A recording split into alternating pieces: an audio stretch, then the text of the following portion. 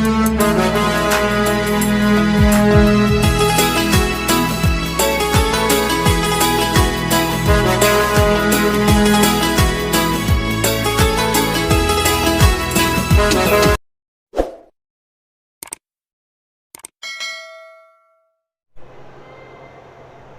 गुरुदेव विद्यार्थी मित्रों, ધોરણ 9 સામાજિક વિજ્ઞાન।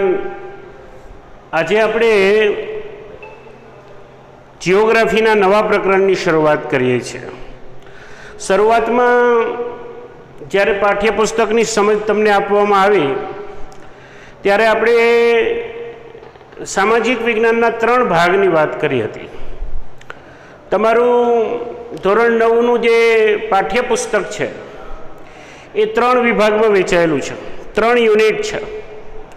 પહેલું એકમ છે હિસ્ટ્રીનું છે, બીજું એકમ એ સિવિલ્સ છે અને ત્રીજું જીઓગ્રાફી છે। પ્રકરણ 13 થી લઈને 20 સુધીના પ્રકરણમાં સૌપ્રથમ આમ જોઈએ તો જીઓગ્રાફીનું પ્રથમ પ્રકરણ અને અનુક્રમ પ્રમાણે 13મું પ્રકરણ છે। તો પ્રકરણ 13 જેમાં ભારતના ભૌગોલિકતાનો પરિચય છે, ભારતનું સ્થાન, ભૂસ્તરીય રચના અને ભૂપૃષ્ઠ, આ 3 ભાગની વાત છે। આમ તો આ વિષયક દીર્ઘ ચર્ચા હોવાને કારણે પાઠ્યપુસ્તક મંડળે આ પ્રકરણને 2 ભાગમાં વહેંચ્યું, પ્રકરણ 13 અને પ્રકરણ 14। બંનેનું શીર્ષક સમાન છે, ભારત સ્થાન, ભૂસ્તરીય રચના અને ભૂપૃષ્ઠ, ભાગ 1 અને ભાગ 2। આજે આપણે પ્રસ્તાવનાથી શરૂ કરીને પ્રથમ પ્રકરણની એટલે કે 13મા પ્રકરણની ચર્ચા કરીશું। જીઓગ્રાફી અને એ પણ આપણા રાષ્ટ્રના ભૂપૃષ્ઠ, ભૂસ્તરીય રચના અને વિશ્વના નકશામાં ભારતનું સ્થાન ક્યાં છે એ વિષયક ચર્ચા કરીશું। મિત્રો, ખૂબ સરસ મજાની પ્રસ્તાવના તમારે ટેક્સ્ટબુકમાં પહેલા પેરેગ્રાફમાં આપવામાં આવી છે। એ ભારતનો સાંસ્કૃતિક અને ભૌગોલિક પરિચય છે। પ્રાચીનતમ સંસ્કૃતિઓમાંની એક સંસ્કૃતિ એટલે ભારતની સંસ્કૃતિ। જગતની જે પ્રાચીનતમ સંસ્કૃતિઓ છે, મિસ્ર હોય, મેસોપોટેમિયા હોય કે બેબીલોન હોય, ચીન હોય, ઇજિપ્ત હોય કે સિંધુ ખીણ સંસ્કૃતિ એટલે આપણી સંસ્કૃતિ, એટલે પ્રાચીનતમ સંસ્કૃતિઓમાંની એક સંસ્કૃતિ, સાથે સાથે લાર્જેસ્ટ ડેમોક્રેટિક કન્ટ્રી। આમ જોઈએ તો દુનિયામાં ઘણા બધા દેશોમાં લોકશાહી છે, પરંતુ સૌથી વધુ જનસંખ્યા ધરાવતો લોકશાહી દેશ ભારત કરતાં જનસંખ્યાની દ્રષ્ટિએ ચીન એ મોટો દેશ છે, પરંતુ ચીનમાં સામ્યવાદ પ્રકારનું શાસન છે। એટલે લોકશાહીની દ્રષ્ટિએ સૌથી મોટો જગતનો કોઈ દેશ હોય તો એ ભારત છે। ભારતનો એક સાંસ્કૃતિક સમન્વય છે। પ્રાચીન કાળથી અનેકવિધ પ્રજાઓ ભારતમાં આવી, આપણે ખુલ્લા મને દરેકને સ્વીકાર્યા છે, જેથી કરીને ભારતમાં એક સાંસ્કૃતિક સમન્વય ઊભો થયો છે। અનેકવિધ ધર્મ પાળવાવાળી પ્રજા ભારતમાં વસે છે। હિન્દુ, મુસ્લિમ, શીખ, ઈસાઈ, યહૂદી, જરોસ્તી, પારસી, જૈન, બૌદ્ધ, અનેક ધર્મને માનવાવાળા લોકો, અનેકવિધ ભાષાઓ બોલવાવાળા। આપણા બંધારણના અનુચ્છેદ 8 જે ભાષાઓનો સમાવેશ કરવામાં આવ્યો છે, બંધારણમાં સમાવિષ્ટ એવી 18 ભાષાઓ, એ ઉપરાંત અનેકવિધ બોલીઓ બોલનારી પ્રજા ભારતમાં નિવાસ કરે છે। 1653 જેટલી અલગ અલગ બોલીઓ બોલતી પ્રજા ભારતમાં વસે છે। આમ અનેક ધર્મો, અનેક ભાષાઓ, પ્રાદેશિક વૈવિધ્ય, ટૂંકમાં કહીએ તો અનેકતામાં એકતા જે પ્રવર્તે છે એવો દેશ ભારત। સર્વ ધર્મ અને સર્વ જાતિઓમાં સમાનતા જ્યાં છે એવો રાષ્ટ્ર એટલે ભારત, જ્યાં સાંસ્કૃતિક સમન્વય છે। અનેકવિધ સંસ્કૃતિઓને આપણે આવકારી ઈસવીસન પૂર્વેની બીજી સદીમાં જ્યારે સિકંદર ભારત ઉપર ચડાઈ કરીને આવેલો, એ ગ્રીક હતો. મિનેન્ડર આવ્યો, એ પણ ગ્રીક હતો. આ પ્રાચીન કાળની વાત છે. શક, કુષાણ, પહલ્લવ, હુણ આવી અનેકવિધ પ્રજાઓ આવી. મધ્યકાલે પણ અનેક પ્રજાઓ આવી. અર્વાચીન કાળે યુરોપીય પ્રજાઓ આવી. આ બધી જ પ્રજાઓ સાથેના સાંસ્કૃતિક આદાન પ્રદાનથી ભારતનો સાંસ્કૃતિક વારસો એક સમન્વયકારી વારસો તૈયાર થયો છે. આ સમન્વયકારી સાંસ્કૃતિક વારસો ધરાવતા રાષ્ટ્રના એક વ્યક્તિ તરીકે આપણને અહોભાવ થાય, ગર્વ થાય, એ સ્વાભાવિક છે.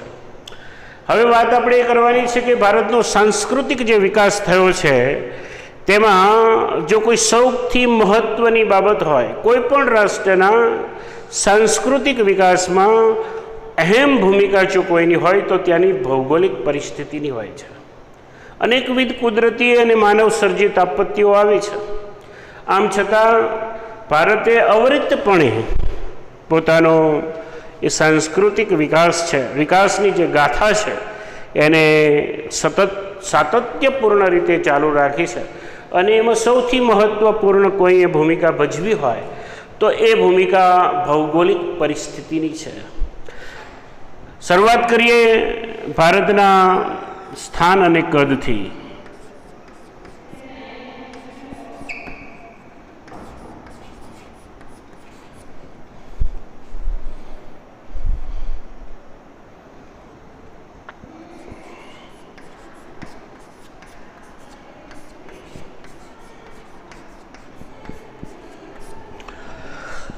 ભારતનું સ્થાન ભૌગોલિક દ્રષ્ટિએ વિશ્વમાં ભારત કયા સ્થળે છે તે અને તેનો વિસ્તાર કેટલો છે, આ બે મહત્ત્વના મુદ્દા ઉપર આપણે ચર્ચા કરવાના છીએ. તો સમજીએ કે વિશ્વમાં ભારત કયા સ્થાને છે. ભૌગોલિક દ્રષ્ટિએ જોઈએ તો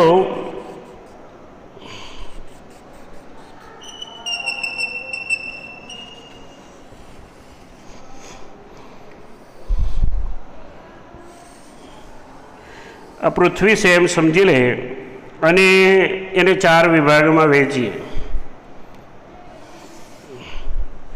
તો આગળ તમે ભણી ગયા છો એ પ્રમાણે નીચલા ધોરણોમાં વિષુવવૃત્ત એટલે 0 અક્ષાંશ. આ 0 અક્ષાંશથી પૃથ્વીના 2 ભાગ પડે.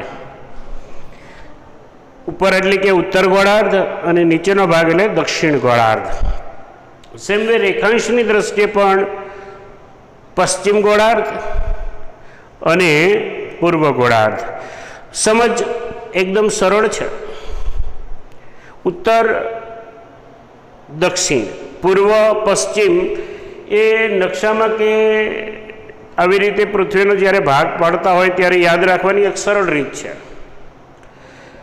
અને એ સરળ વાત એ છે કે જે ભાગ ઉપર હોય એને ઉત્તર સમજીશું, જે નીચે તરફ ભાગ છે એને દક્ષિણ સમજીશું.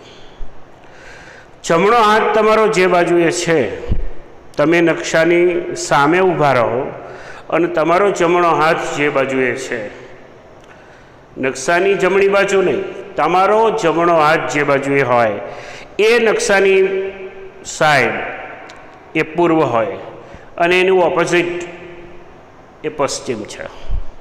હવે આપણે ભારતના સંદર્ભની વાત કરીએ છીએ, ક્યાં સ્થાન છે એ મેળવવા જઈ રહ્યા છે. તો ભારતનું સ્થાન એ એશિયા ખંડમાં દક્ષિણે છે અને અક્ષાંશ અને રેખાંશની દ્રષ્ટિએ જોઈએ તો 8 અંશ અને 4 મિનિટ ઉત્તર અક્ષાંશથી 37 અંશ અને 6 મિનિટ ઉત્તર અક્ષાંશ.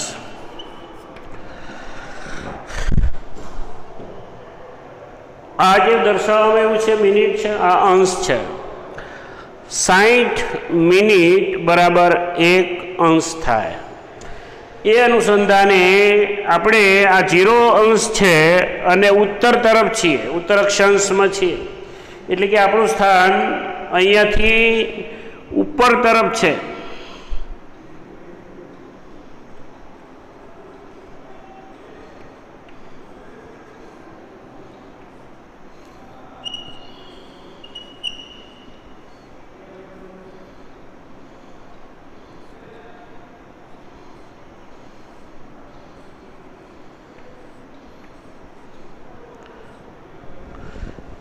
આઠ અંશથી 37 અંશ સુધીની એ સીમારેખાઓ અક્ષાંશીય છે.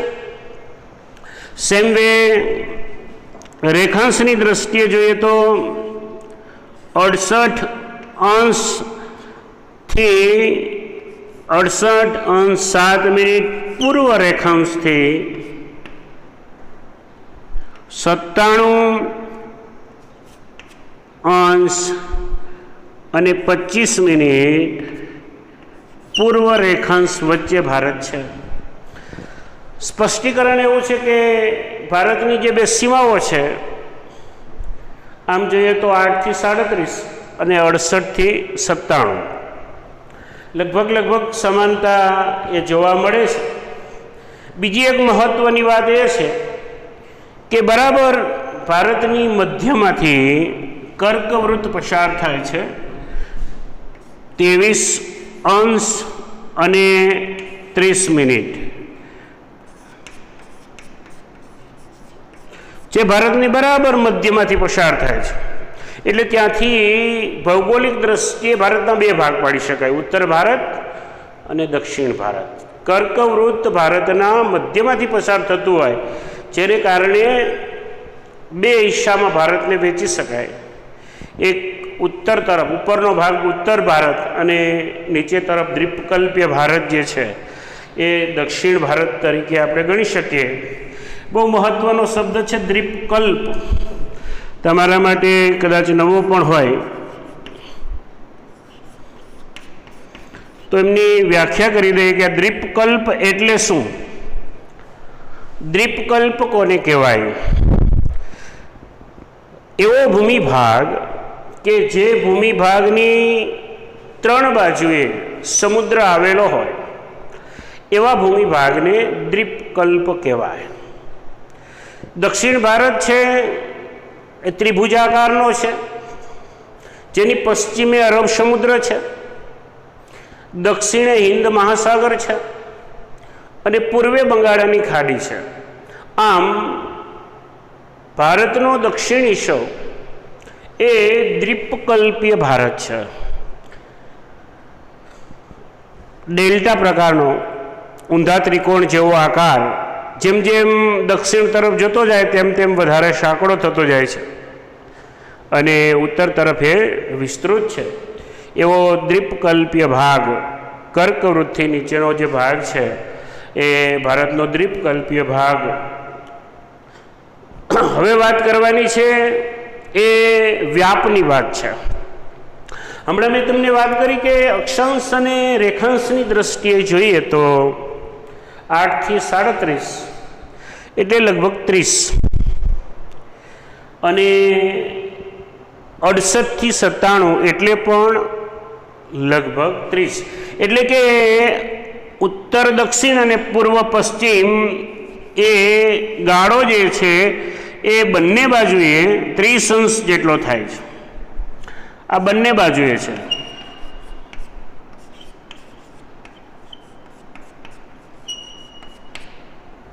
બંને દિશાઓની યુક્તિ જોઈએ, ઉત્તર દક્ષિણ પૂર્વ પશ્ચિમ, તો 30 અંશનું થાય છે. એટલે કે ભૌગોલિક દ્રષ્ટિએ ભારત ઉત્તર દક્ષિણ અને પૂર્વ પશ્ચિમ અક્ષાંશી દ્રષ્ટિએ સમાન હોવા છતાં વાસ્તવિક અંતરમાં તફાવત છે. અને એ તફાવત એવો છે કે ભારતનો ઉત્તર દક્ષિણ વ્યાપ જે છે એ વ્યાપ 3214 કિલોમીટર છે, જ્યારે પૂર્વ પશ્ચિમ એ અંતરમાં તફાવત છે, માઇનર તફાવત છે 2933 કિલોમીટર, પણ તફાવત ચોક્કસ છે. અક્ષાંશીય અને રેખાંશીય દ્રષ્ટિએ આપણે જોયું કે એકદમ માઇનર ડિફરન્ટ, છતાં પણ ઉત્તર દક્ષિણ અને પૂર્વ પશ્ચિમ વ્યાપ જે છે એમાં તફાવત જોવા મળે છે. ઉત્તર દક્ષિણ 3214 કિલોમીટર છે કાશ્મીરથી કન્યાકુમારી સુધી, અને ગુજરાત આમ જોઈએ તો કચ્છ, સૌરાષ્ટ્ર નહીં પણ કચ્છથી લઈ અને છેક અરુણાચલ પ્રદેશ ત્યાં સુધીનો વ્યાપ જે છે એ 2933 કિલોમીટર છે. એટલે વાસ્તવિક અંતરમાં તફાવત છે. બહુ મહત્ત્વની વાત છે કે એક વિશાળ રેખાંશીય પ્રદેશ ધરાવતો ભારત છે. જ્યારે અરુણાચલ પ્રદેશમાં સૂર્યોદય થાય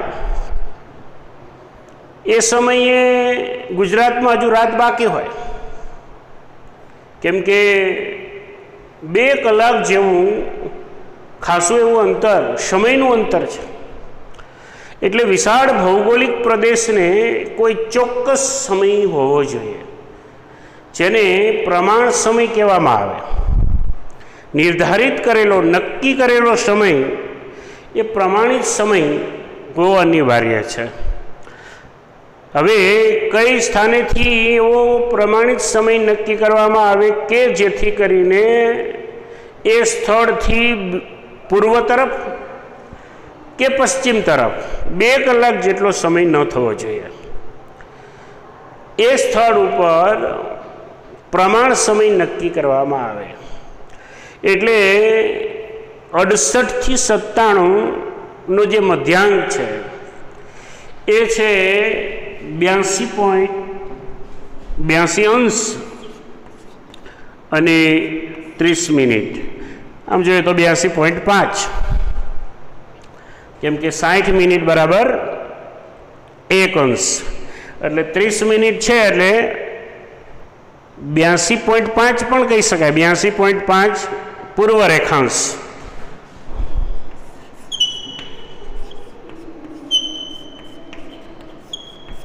આ આપણો ભારતનો પ્રમાણ સમય છે. હવે એ પ્રમાણ સમય કેવી રીતે નક્કી કરવામાં આવે છે? ઇન્ટરેસ્ટિંગ છે, રસપ્રદ વાત, જાણવી ગમે. કેમ કે પ્રમાણ સમયની સાથે આપણો સ્થાનિક સમય હોય એવું જરૂરી નથી. આપણે ભારતના પશ્ચિમ હિસ્સામાં છીએ, એટલે ઘણી વખત આપણે એવું લાગે કે ભાઈ સમયમાં તફાવત હશે, ખાસ કરીને શિયાળાની ઋતુ હોય, ઉનાળાની ઋતુ હોય, જ્યારે દિવસમાં વધઘટ હોય, ત્યારે આપણને સમયમાં ડિફરન્ટ તફાવત લાગે. એ તફાવત સ્થાનિક સમયનો છે. પ્રમાણિત સમય કેવી રીતે નક્કી કરવામાં આવે એની વાત કરી દઉં તો જે 82.1/2 એટલે કે 82°30' આ રેખા પર, આ રેખાંશ પર સ્થાનિક સમય જે હોય એ સ્થાનિક સમયને ભારતનો પ્રમાણ સમય નક્કી કરવામાં આવ્યો છે. તો અહીંનો જે સ્થાનિક સમય છે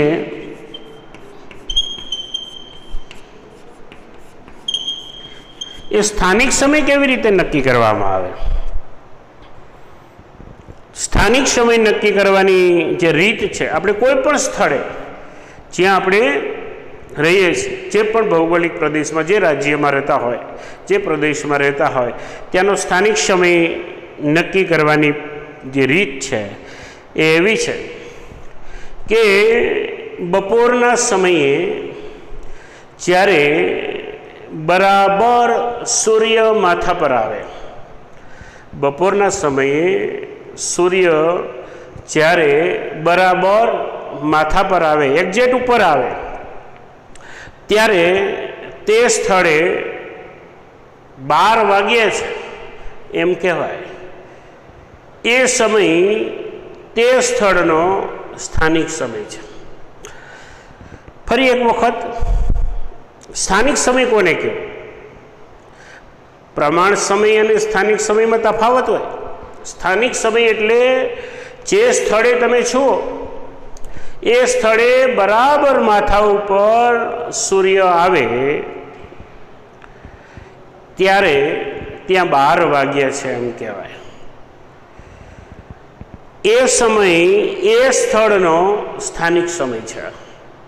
હવે આખા દેશ માટે જે સમય નક્કી કરવામાં આવ્યો છે એ 82°30' જે રેખા છે ત્યાંનો સ્થાનિક સમય છે. એ સ્થાનિક સમય પૂરા દેશ માટેનો પ્રમાણ સમય છે. એટલે દેશ માટે આ રીતે પ્રમાણ સમય એક સરખો સમયનું માળખું જળવાઈ રહે હેતુથી સમય નક્કી કરવામાં આવે છે. અને આગળ તમે 100 નંબરના પેજ ઉપર નકશાના માધ્યમથી પણ જોઈશો તો ખબર પડશે કે ભારતના પ્રમાણ સમય રેખા એ કેટલા રાજ્યોમાંથી પસાર થાય છે. અવલોકન કરો, જાણો અને સર્ચ કરો કયા કયા રાજ્યમાંથી પસાર થાય છે. જો ભારતનો પ્રમાણ સમય એ છે તો ભારતના પડોશી દેશો જે છે એને અનુસંધાને સમય શું હોઈ શકે?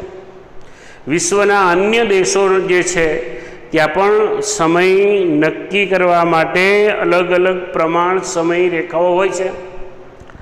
તો એ પણ જાણો કે દુનિયાના વિસ્તૃત રેખાંશીય પ્રદેશ ધરાવતા દેશો છે જેમ કે ચીન, રશિયા, US અને કેનેડા એવા દેશો તો ઘણો મોટો ભૌગોલિક વિસ્તાર ધરાવે છે, વિશાળ રેખાંશીય પ્રદેશ ધરાવે છે.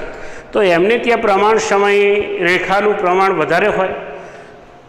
વૈશ્વિક સ્તરે આવા જે વિશાળ રેખાંશીય પ્રદેશ ધરાવતા દેશોમાં પ્રમાણ સમયની કેટલીક વધારે પડતી આવશ્યકતા હોય તો કેટલી જગ્યાએ પ્રમાણ સમય નક્કી કરવામાં આવ્યો છે એ પણ જાણી શકાય અને એ વિશે સર્ચ કરી શકો. આપણે જે વાત કરીએ એ ભારતનું સ્થાન ક્યાં છે? વિશ્વના નકશામાં ભારત ક્યાં છે? તો બે ભાગ, એક દ્રષ્ટિએ જોયું તો ઉત્તર ભાગમાં છે, રેખાંશીય દ્રષ્ટિએ જોયું તો પૂર્વ ભાગમાં છે. આમ ભારત ઉત્તર પૂર્વ ગોળાર્ધમાં છે. અને ગોળાર્ધની વ્યાખ્યા તમે આગલા ધોરણોમાં ભણીને આવ્યા છો, છતાં તમને યાદ અપાવી દઉં. શૂન્યાંશ અક્ષાંશ એટલે વિષુવવૃત્ત. આ વિષુવવૃત્તથી પૃથ્વી બે ભાગમાં વહેંચી શકાય. આ ભૌગોલિક વહેંચણી છે, કાલ્પનિક રેખાઓ છે. પૃથ્વી પર અક્ષાંશ અને રેખાંશની રેખાઓ ક્યાંય દોરવામાં આવેલી નથી, પરંતુ ભૌગોલિક અભ્યાસને સરળ બનાવવા માટે, વિશ્વ ભૌગોલિક વ્યવસ્થાને સમજવા માટે આ કાલ્પનિક રેખાઓની ગણના થાય છે. અને એના આધારે જ વિશ્વભરના એક પ્રદેશથી બીજા પ્રદેશનું જે ડિસ્ટન્સ છે એ મેળવી શકાય. એક અક્ષાંશથી બીજા અક્ષાંશ સુધી 0° અક્ષાંશ છે ત્યાંથી 1° અક્ષાંશ સુધીનું જે ડિસ્ટન્સ છે એ 111 કિલોમીટરનું છે. આના આધારે આપણે નક્કી કરી શકીએ કે પૂર્વના દેશો કે પશ્ચિમના દેશો ભારતથી કેટલા દૂર છે. અક્ષાંશ અને રેખાંશના માધ્યમથી એ ભૌગોલિક અંતર જાણી શકાય. એટલે બે રીતે આપણે જોયું, બંને રીતે ખ્યાલ આવ્યો કે ભારત ઉત્તર પૂર્વ ગોળાર્ધમાં છે. ગોળાર્ધની વ્યાખ્યા 0° અક્ષાંશ વૃત્તથી પૃથ્વીના બે સરખા ભાગ થાય છે. એમાં ઉત્તર તરફનો ભાગ ઉત્તર ગોળાર્ધ અને દક્ષિણ તરફનો ભાગ એ દક્ષિણ ગોળાર્ધ છે. વિદ્યાર્થી મિત્રો, આપણે આગળ ભારતના સ્થાન વિશે ચર્ચા કરી. ભારત 8°4' ઉત્તર અક્ષાંશથી 37° અને 6 મિનિટ ઉત્તર અક્ષાંશ પર આવેલો દેશ છે. એ અનુસંધાને જોઈએ તો ઉત્તર ગોળાર્ધમાં આવેલો એ આપણો દેશ ઉત્તર પૂર્વ ગોળાર્ધના જે હિસ્સામાં ભારત આવે છે એ અંતર્ગત ભારતનું જે સ્થાન મહત્ત્વનું અને મોકાનું છે એવી ચર્ચા આપણે કરી ગયા. હવે જેની વાત કરવાની છે એ છે ભારતના વિસ્તારની વાત, કદની વાત. ભારતનું કદ એટલે કે વિસ્તાર. ક્ષેત્રફળની દ્રષ્ટિએ જોઈએ તો ભારતનું જે કુલ ક્ષેત્રફળ છે તમારે ટેક્સ્ટબુકમાં ઉલ્લેખ કર્યો છે 32.8 અને પૂર્ણાંક જોઈએ તો 32, 87, 263 ચોરસ કિલોમીટર છે. તમારે ટેક્સ્ટબુકમાં જે આપવામાં આવ્યું છે એ છે 32.8. આમ પોઈન્ટ પછી જો 2 અંક લઈએ તો 32.87 લાખ ચોરસ કિલોમીટર.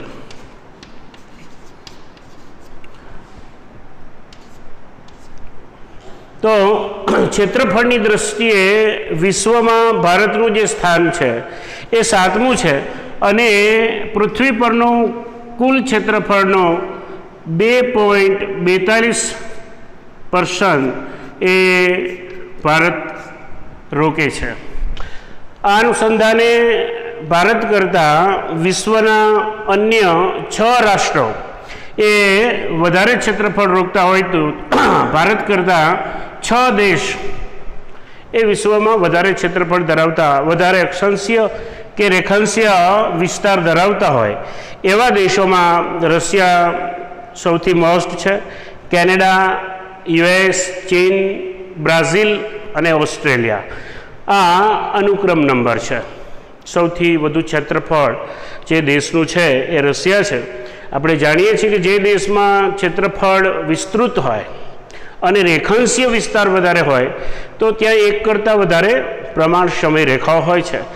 સેમ વે કેનેડા પણ વિસ્તૃત રેખાંશીય વિસ્તાર ધરાવે છે એટલે ત્યાં પણ સમય નક્કી કરવા માટે વધુ પ્રમાણ સમય રેખાઓ હોય છે જે પ્રમાણ સમય જે તે સ્થળનો સ્થાનિક સમય એ દર્શાવતી હોય છે. ભારતના અનુસંધાને 82.5 પૂર્વ રેખાંશ એટલે કે 82 મિનિટ પૂર્વ રેખાંશ પર પ્રમાણ સમય નક્કી કરવામાં આવ્યો છે. એ આપણે આગળ ચર્ચા કરી ચૂક્યા છીએ. તો આંકડાકીય માહિતીમાં 3 માહિતી અહીંયા પૂરા પેરેગ્રાફમાં યાદ રાખવાની છે. એક કુલ ક્ષેત્રફળ 32.87 લાખ ચોરસ કિલોમીટર જે અંતર્ગત વિશ્વના કુલ ક્ષેત્રફળના 2.42% હિસ્સો થાય છે અને એ અનુસંધાને વિશ્વના જે મોસ્ટ 7 કન્ટ્રી છે એ વધારે ક્ષેત્રફળ ધરાવતા એમાં 7મો ક્રમ ભારતનો છે. હવે વાત એશિયાઈ દક્ષિણે આવેલા ભારતના સંદર્ભે. એશિયામાં ભારત દક્ષિણ સ્થાને છે અને દ્વીપકલ્પીય ભારત એ ત્રિભુજાકાર કે જેમની પશ્ચિમે અરબ સમુદ્ર છે, પૂર્વે બંગાળાનો ઉપસાગર છે અને દક્ષિણે હિન્દ મહાસાગર છે. જ્યારે ઉત્તર ભાગ હિમાલયની ગિરિમાળાઓથી રોકાયેલો છે. આમ 3 બાજુએ સમુદ્ર છે અને એક બાજુએ હિમાલયની ગિરિમાળાઓ છે. પૂર્વકાળથી ભારતનો જમીન માર્ગ અને જળ માર્ગ એ બંને જ દુષ્કર તો રહ્યા છે, છતાં પણ અનેકવિધ પ્રજાઓ ભારતમાં આવી છે અને ભારતના સંસ્કૃતિના મહાનાદમાં ભળી છે. ભારતમાંથી તિબ્બત અને ચીન તરફ જવા માટે ઘાટનો ઉપયોગ થાય છે. ઘાટ ભૌગોલિક શબ્દ કે જેનું સ્પષ્ટીકરણ એવું છે, પર્વતોને ઓળંગીને જવાના કુદરતી માર્ગને ઘાટ કહેવામાં આવે છે. હિમાલય આપણે જાણીએ છીએ કે ખૂબ ઊંચાઈ ધરાવતો અને વિશાળ પર્વત છે. લગભગ 450 કિલોમીટર જેટલી પહોળાઈ ધરાવે છે, 3200 કિલોમીટર જેટલી લંબાઈ ધરાવે છે. કાશ્મીરથી શરૂ કરીને અરુણાચલ પ્રદેશ સુધી વિસ્તરેલો આ વિશાળ પર્વત છે. તો એક વિશાળ પર્વતને ઓળંગીને અન્ય પ્રદેશમાં જવા માટે જે માર્ગનો ઉપયોગ થાય છે, કુદરતી રીતે જ્યારે હિમાલયનો ઉંચકાવ થયો હશે એ સમયે આવા કોઈ નીચાણવાળા ભાગો રહી ગયા હોય, એ નીચાણવાળા ભાગ કે જેનો રસ્તા તરીકે માર્ગ તરીકે ઉપયોગ થાય છે અને ઘાટ કહેવાય. આવા કેટલાક ઘાટો હિમાલયમાં છે, જેવા કે સિપકીલા, બોમડીલા, ચેલેપલા. આવા ઘાટ મારફતે ભારતમાંથી ચીન તરફ, તિબ્બત તરફ જઈ શકાય છે. પ્રાચીન કાળથી લઈ અને આજે અર્વાચીન કાળ સુધી ભારતનો વિદેશ સાથેનો સંપર્ક એ રહ્યો છે. આપણે જાણીએ છીએ કે અનેકવિધ પ્રજાઓ પ્રાચીન કાળે ગ્રીક, શક, કુષાણ, પલ્લવ, હુણ એ ભારતમાં આવ્યા અને ભારતીય સંસ્કૃતિના મહાનાદમાં ભળી ગયા. મધ્યકાલે તુર્ક, મોગલ, અફઘાનો આવ્યા. કેટલીક પ્રજા ભારતીય મહાનાદ સાથે ભળી ગઈ, કેટલાક લોકો પોતાના આશય સિદ્ધ કરીને જતા રહ્યા. અર્વાચીન કાળે પણ યુરોપીય પ્રજાઓ આવી અને વેપારના હેતુથી આવેલી આ પ્રજાએ ભારતીય રાજનીતિમાં હસ્તક્ષેપ કરી કેટલાક અહીંયા સ્થિર થયા. આમ ભારતીય સંસ્કૃતિનું એક સમન્વયકારી સ્વરૂપ એ અસ્તિત્વમાં આવ્યું. એનું મૂળ કારણ ભારતનો અનેક રાષ્ટ્રો સાથેનો સંબંધ અને એ સંબંધમાં જે સહાયક બની એવી ભૌગોલિકતા છે એ છે જળમાર્ગ. જળમાર્ગ અને જમીન માર્ગ. ઠીક છે કે જમીન માર્ગ થોડો દુષ્કર છે, પર્વતીય બાધાઓથી ઘેરાયેલો છે, છતાં પણ ભારતનો પ્રાચીનથી લઈને અર્વાચીન સુધી અન્ય દેશો સાથે, અન્ય સંસ્કૃતિઓ સાથેનો એ ગાઢ સંબંધ રહ્યો, જેથી કરીને ભારતમાં એક સમન્વયકારી સંસ્કૃતિનું નિર્માણ થયું છે.